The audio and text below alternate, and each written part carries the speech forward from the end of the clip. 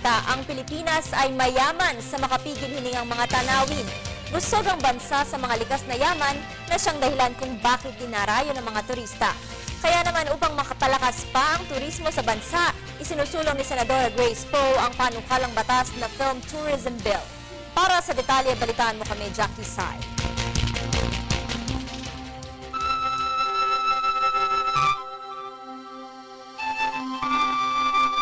Nakakabighaning mga tanawin, mga lugar na nakakapagpa-relax at tanggal ng stress, mga madalas puntahan tuwing bakasyon, mga lugar na matatagpuan sa Pilipinas. Isa sa mga dapat puntahan sa Pinas ay ang mga higanting hagdan na tila inaabot ang kalangitan na mas kilala sa tawag na Banawe Rice Terraces. Ito ay inukit ng Ifugao tribes mula sa mahigit 2,000 taon nang nakalilipas. Hindi naman makakaligtaan ang Bohol kung saan makikita ang Chocolate Hills na may bilang na mahigit 1,200 kung saan umaabot sa 30 hanggat 50 metro ang taas nito. At ang Mayon Volcano na kilala sa pagkakaroon ng symmetrical cone shape at may mahigit 2,400 metrong taas. Ilan sa mga beach na tinatangkilik ay ang Boracay na may puting buhangin at puno ng nightlife. Puerto Galera naman para sa mga snorkelers at divers dahil sa marine species na matatagpuan dito. Malapascua Island kung saan makikita ang treasure sharks, manta rays at hammerheads, gaya rin ng Tubataha Reef sa Sulu Sea na puno ng corals at iba't ibang uri ng isda.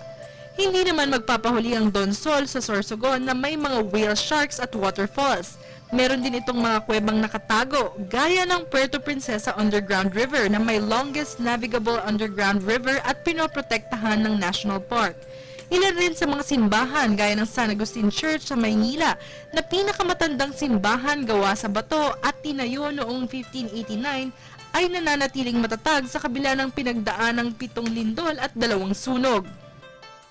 They feature a particular town or a particular locale in a movie, increased number of tourists that visit the area. Patuloy dito ang panukalang batas na film tourism na isinusulong ni Senator Grace Poe upang ibahagi ang magagandang lugar sa iba't ibang bansa. Ito man ay mapanood nila sa kanilang mga bayan o mahikayat pumunta ang mga dayuhang ito sa Pilipinas upang gawing lugar ng kanilang mga pelikula.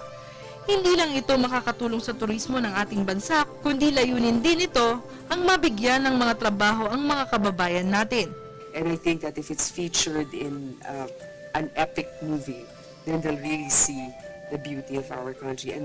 But more importantly, the root is to help our countrymen economically have jobs that can sustain. Pilipinas, okay ganda. Ipakita natin ang tinatagong yaman at kakayahan ng ating bansa. Para sa Telebisyon ng Bayan, Jackie Sai.